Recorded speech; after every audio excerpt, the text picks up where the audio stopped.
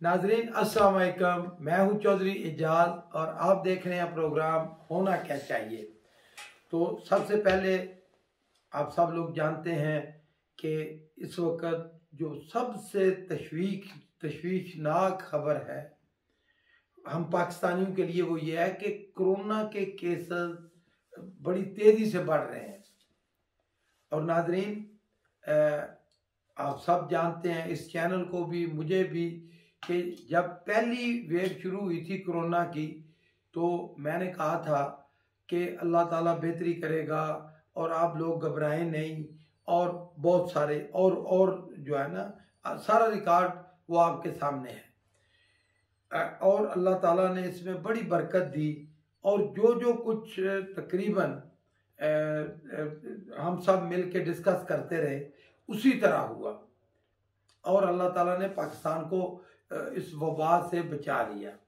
लेकिन नाज़रीन इस वक्त जो सूरत हाल पैदा हो रही है, देखिए ये कोई ज़रूरी नहीं कि आपको मीडिया बताए, आपके आस पास के लोग, आपके जानने वाले, मिसाल के तौर पे हम सब लोग जानते हैं जस्टिस सेठ वकार को इस्लामाबाद में इस्लामाबाद क्या गया, केपी के हाई कोर्ट के वो चीफ जस्टिस थे। अल्लाह ताला उनको मगफरत करे उनकी। तो कोरोना से उनकी वो मौत वाक़या हो गई। इसी तरह आपने देखा कि जो और बहुत सारे लोग, क्योंकि बात लंबी हो जाएगी, और बहुत सारे लोग आप अगर अपने इर्द गिर्द देखेंगे तो अब ये जो वबा है ये बड़ी ख़तरनाक है, पहले से ज़्यादा ख़तरनाक है। क्योंकि जो कोई भी, और इसकी जो एवरेज जो टेस्ट की एवरेज आ रही है ये भी बड़ी ख़तरनाक है कि तकरीबन 5% लोग, 5 से भी ज़्यादा के जो टेस्ट हो रहे हैं उसमें डिटेक्ट हो रही है। तो नाज़रीन वजह इसकी क्या है, इसमें जलसे भी हैं, यकीनन इसमें गवर्नमेंट ने भी जलसे किए हैं। तो मैं कहूँगा कि ये नहीं होने चाहिए, ना ही गवर्नमेंट जलसे करे ना ही अपोजिशन करे। बल्कि आपने देखा कि शादी हाल खुल गए, सारे बिजनेसेस खुल गए।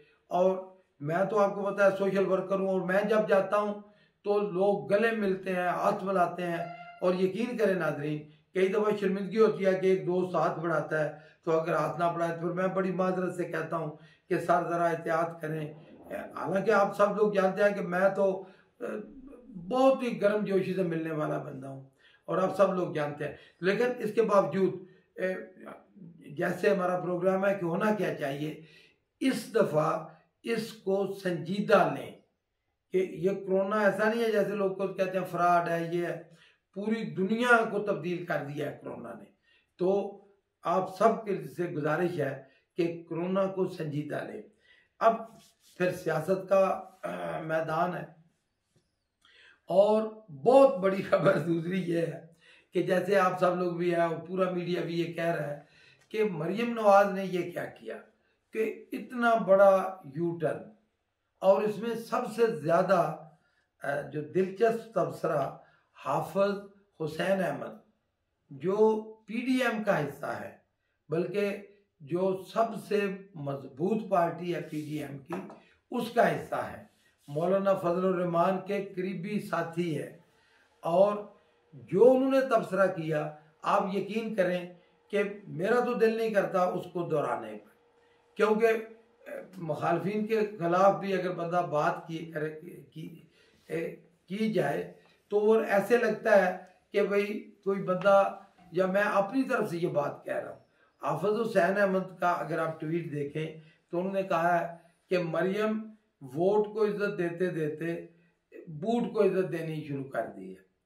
नाजरीन हालांकि ये गलत बात, ऐसा नहीं होना चाहिए।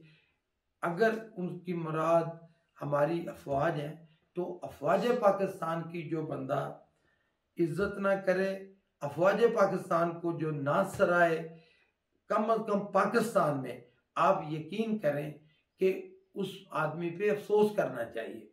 क्यों? ये अफवाज पाकिस्तान ही है, हमारी बहादुर अफवाज, जिनकी वजह से पाकिस्तान कायम है। और वो इसलिए भी कि पाकिस्तान ऐसी जगह पे वाक़या है कि जहाँ ऐसा हमसाया है कि जो दुनिया के किसी और मुल्क को ऐसा हमसाया अल्लाह नसीब ना करे। और जो उसने फिर पाकिस्तान के साथ कसम खाई हुई है दुश्मनी की।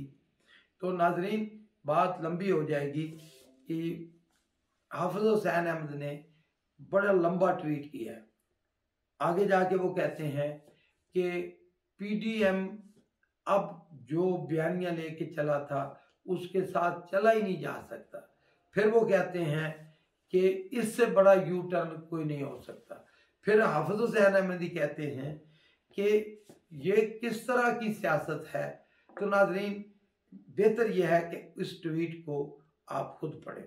अच्छा, इससे आगे की खबर नाजरीन वो ये है कि अपोजिशन का बिल्कुल जो असल एजेंडा है वो बेनकाब हो गया है।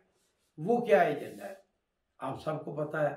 असल में तो अपोजिशन वो जरदारी साहब हूँ, शरीफ साहब हूँ, उनका एक ही मकसद है कि किसी तरह से हमारे जो केसेस हैं नैब के, उनसे जान छूट जाए या एनआरओ मिल जाए। एनआरओ और केसेस से जान छुड़ानी एक ही चीज़ है। अच्छा, वो गमा के इधर उधर से, और मरियम ने भी जो कहा है वो यही है कि अच्छा, अजीब मुतालबा है। उसी फौज के ऊपर उन्होंने नाम ले लेके इल्ज़ामात लगाए और अब उसी फौज को कह रहे हैं कि इस हुकूमत को, जो एक जायज़ हुकूमत है, वोटों से आई है और जिसने पाकिस्तान को डिफॉल्ट होने से बचाया है, कि इमरान खान को घर भेजो। कितना गैर जमहूरी मुतालबा है अफवाज पाकिस्तान में, और फिर हमें लेके आओ। ये है नाजरीन इनकी सियासत।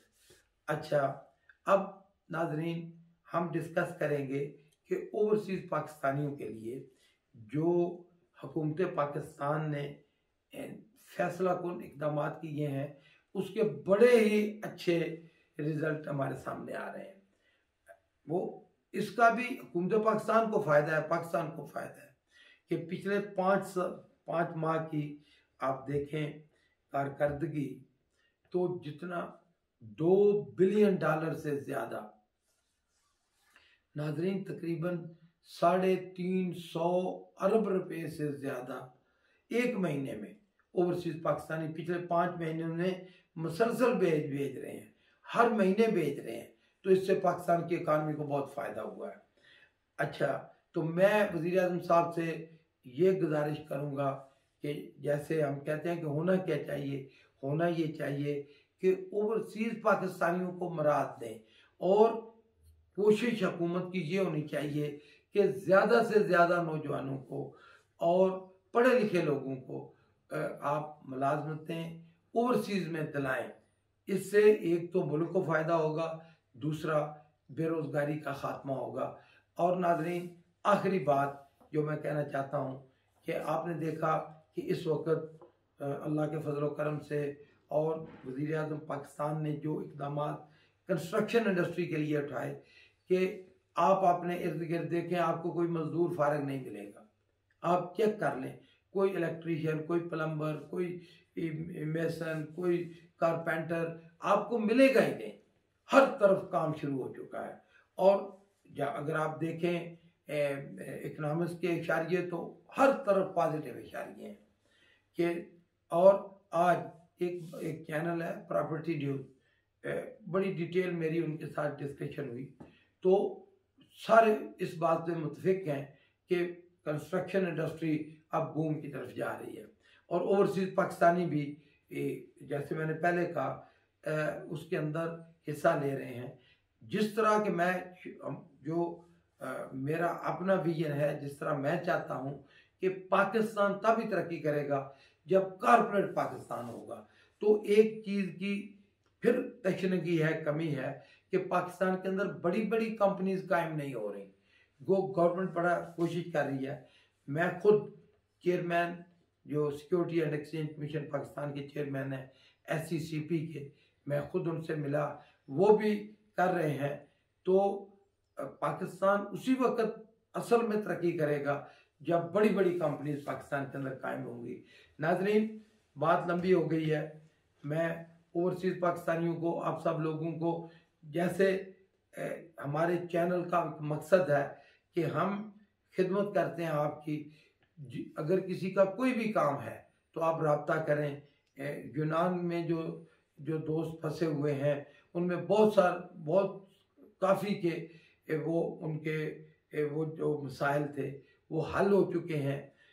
इटली के अंदर जो एम्बेसीज के अंदर गो के कोरोना की ये सेकंड लहर है, इसकी वजह से फिर मामला स्लो हुए हैं।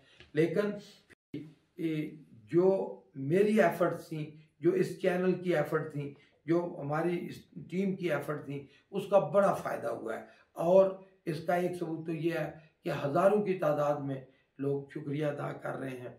इसी तरह हल्के के, खासकर मैं अपने मंडी बहाउद्दीन के दोस्तों को कहूँगा कि जो भी किसी का काम हो, ना सिर्फ ये, और भी जिस आप किसी दोस्त का कोई काम हो तो इंशाल्लाह आप रब्ता करें। हम रात दिन आपकी खिदमत के लिए, इस्लामाबाद हो, मंडी बहाउद्दीन हो, हर वक्त हाजिर है। शुक्रिया।